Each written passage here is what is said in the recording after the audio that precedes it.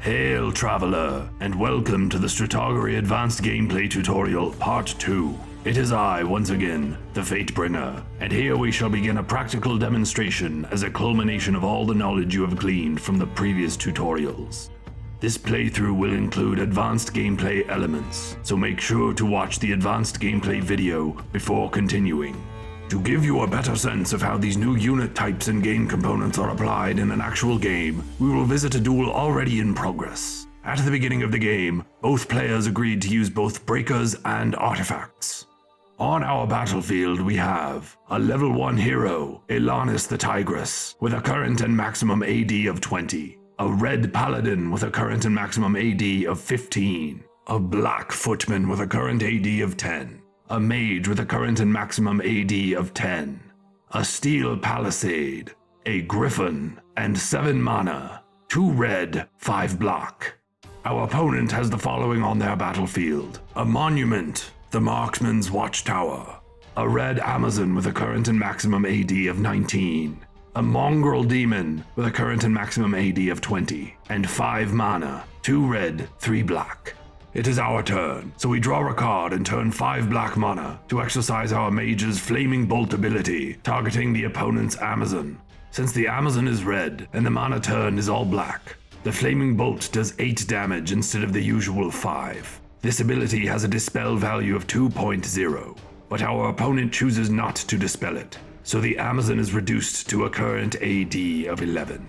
Since we have 2 mana left unturned, our mage also exercises their Summon Minion ability by burning a mana and placing 4 from our hand onto the battlefield. A goblin. Again, our opponent chooses not to dispel the ability, otherwise we would have to place the goblin in the dump along with the burned mana. The mage is able to exercise up to 3 abilities per turn, but that is enough for now.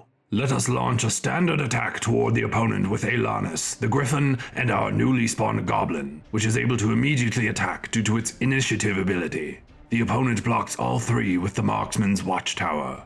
Since the Goblin cannot take damage while exercising the initiative ability, it does 4 damage to the structure, reducing it to a current defense of 41, and takes no damage in return. Most structures cannot block griffins, but the Marksman's Watchtower specifically says it can. Our griffin is killed without damaging it due to the Watchtower's lethal snipe ability, causing 10 damage before the griffin's attack takes place. We probably should have considered the risk before attacking. Elanis also takes 10 damage from the lethal snipe, reducing her to a current AD of 10. But then she deals 15 damage to the Marksman's Watchtower because of her Acidic Blade ability, which increases her damage by 50%. The Marksman's Watchtower is reduced to a current defense of 26. Elanis then exercises Havenweed Brew, which increases her current AD by 2, bringing her back up to a current AD of 12. The opponent chooses not to dispel this ability, so we end our turn. The opponent draws a card, places a mana in their mana source, and immediately burns it to exercise Consume Mana. We choose not to dispel this, so the demon's current and maximum AD are immediately increased by 10, giving it a current and maximum AD of 30. Our opponent then performs a standard attack toward us, selecting only the demon to attack. We shall block with our footman, killing him and dealing 10 damage to the demon in return. However, when the demon attacks, it does so relentlessly. What this means is that if it killed its blocker and is still alive, it will immediately perform another standard attack until it does not kill its blocker, it damages the player's health, or it is blocked by a structure. We will then choose the Steel Palisade to block the demon. The Steel Palisade takes 20 damage, reducing it to a current defense of 30, and the demon takes 15 damage in return, reducing it to a current AD of 5. Since it was blocked by a structure, the demon is finished attacking.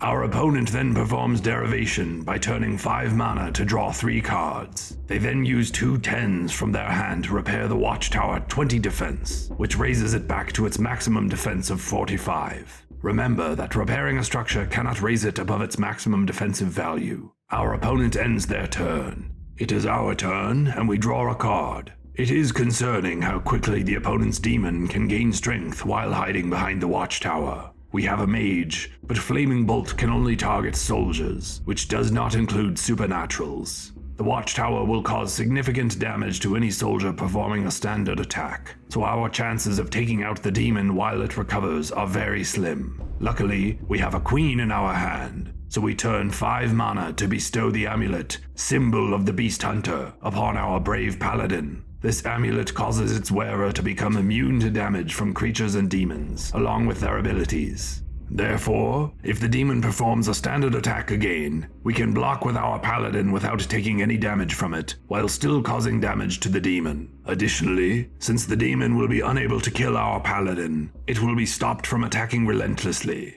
Since we have 1 unturned mana left, let us use our mage's summon minion ability to summon a dragon by burning the mana and placing a joker from our hand onto the battlefield.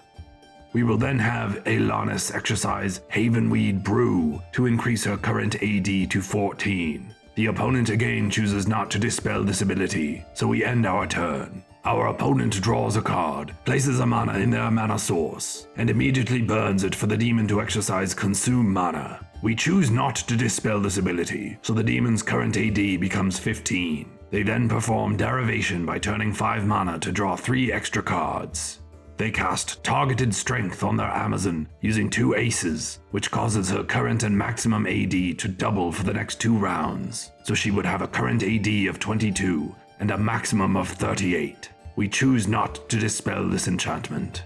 They also have a 3-card straight using only royal cards, Jack, Queen, King, and cast a sacrificial coordination spell on the Amazon, allowing her owner to choose her blocker when she performs standard attacks, rather than the defending player. Unfortunately, we do not have the dispel cards to prevent the enchantment, but it could prove most devastating if that Amazon uses it to kill Alanis. Because we decided to allow breakers to be used in the game, let us perform a breaker, which allows us to discard the top 10 cards from our draw deck in order to dispel the enchantment with a dispel value of 1000. Coordination is dispelled. Regardless, they still decide to perform a standard attack toward us with the Amazon, so we block her with our Goblin, which deals 4 damage to her, leaving her with a current AD of 18 and kills our Goblin. The opponent ends their turn. It is our turn, so we draw a card. Alanis exercises Havenweed Brew, which immediately increases her AD by 2. We decide to perform a standard attack toward the opponent with our Paladin, Dragon, and Alanis. The opponent chooses to block all 3 with the Marksman's Watchtower. The Paladin first, the Dragon second, and Alanis last. All 3 will have their current AD reduced by 10 from the Watchtower's Lethal Snipe ability before they are able to deal damage to the structure.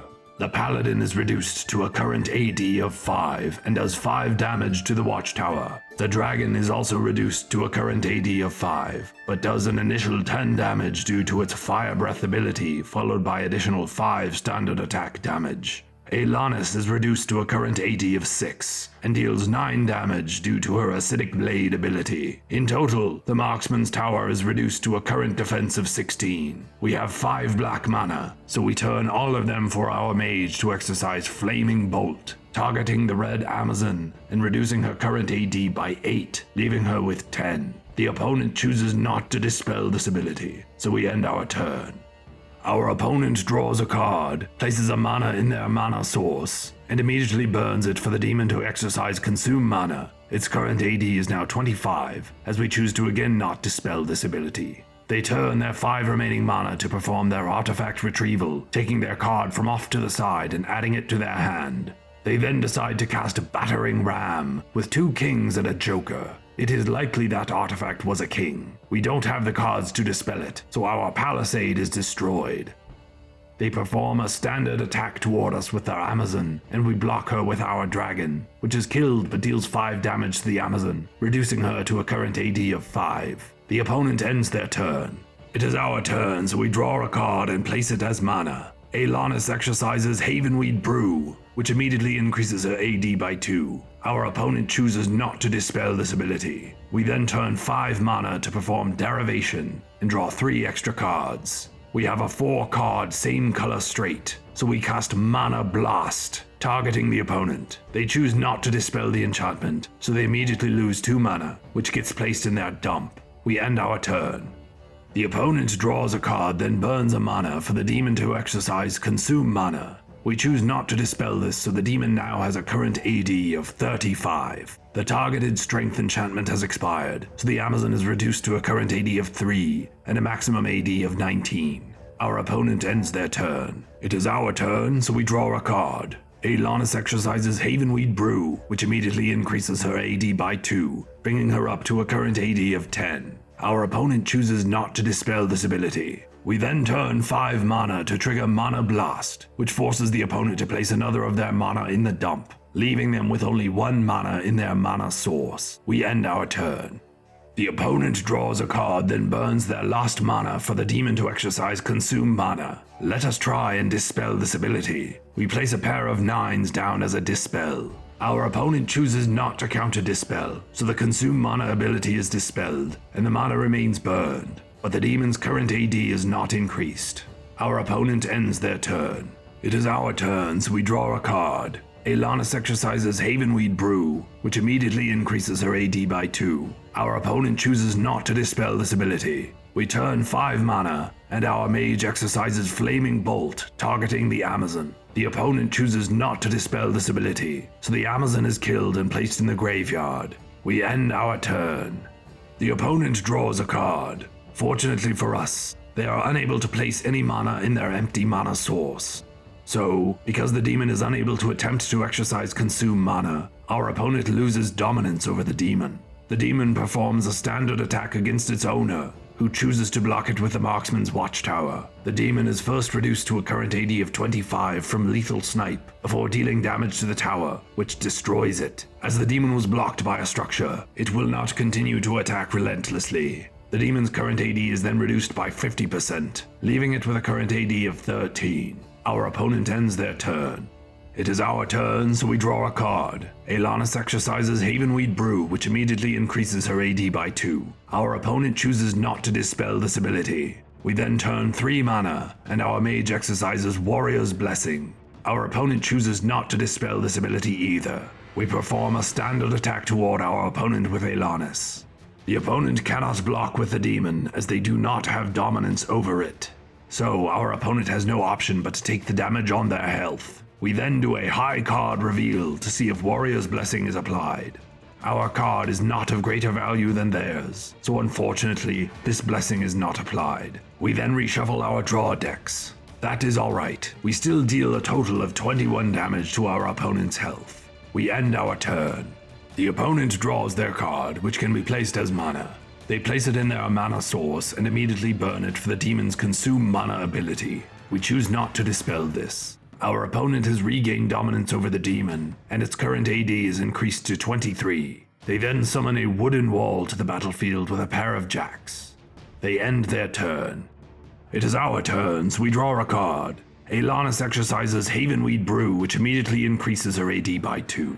The opponent chooses not to dispel this ability. We then turn 3 mana, and our mage exercises Warrior's Blessing once again. Our opponent chooses not to dispel this ability either. We perform a standard attack toward our opponent with Alanis. Our opponent selects the wooden wall to block her attack. We then do the high card reveal to see if Warrior's Blessing is applied. Our card is of greater value than theirs this time, so Warrior's Blessing is applied. We then reshuffle our draw decks, and Alanis' current AD is increased by 50%, which, in this specific case, can exceed her maximum. Therefore, for this standard attack, she is wielding a current AD of 24. Along with her acidic blade, she deals 36 damage to the wall, destroying it and granting her 1 experience point. Because her current AD is exceeding her maximum, it is then lowered to her maximum, 20. We also summon a wooden wall to the battlefield with a pair of jacks, and end our turn. The opponent draws their card. They place a mana in their mana source and immediately burn it for the demon's Consume Mana ability. We choose to dispel with a pair of 4s, and our opponent does not counter dispel, so the demon's current AD is not increased. The opponent then performs a standard attack toward us with the demon. We choose our wall to block, which is destroyed, but prevents the demon from attacking relentlessly. They end their turn. It is our turn, so we draw a card. We turn 3 mana again, and our mage casts Warrior's Blessing. Our opponent chooses not to dispel this ability. We perform a standard attack toward our opponent with Alanis. The opponent blocks Alanus with the demon. We do a high card reveal to see if Warrior's Blessing is applied, and we win, so Alanus' current AD is increased to 30. The demon takes 45 damage, killing it, and Alanus takes 23 damage in return, leaving her with a current AD of 7. However, at the conclusion of this standard attack, she gains another experience point and levels up. Her current and maximum AD are increased by 5, so she now has a current AD of 12 and a maximum of 25. She then shall exercise Havenweed Brew, which now increases her current AD by 5, giving her a current AD of 17. The opponent chooses not to dispel this ability, so we end our turn. Our opponent draws another card but gets nothing of value. Since the end is nigh, they resign, and we win the game! We have now covered all the basics of advanced gameplay and, as you can see, there is significant depth to the options you can employ on the battlefield. The game manual also includes 2 full-length single-player adventures which provide more backstory to the world of Strataugury. Going forward, we will create more game modules, which will allow you to play cooperatively with a friend and further expand the storyline as well as introduce new game elements. Keep a lookout for new videos on the finer points of Strataugury. We will be reading the comments below, so if you have questions, do not hesitate to ask. Thank you for watching. May the Allos guide you.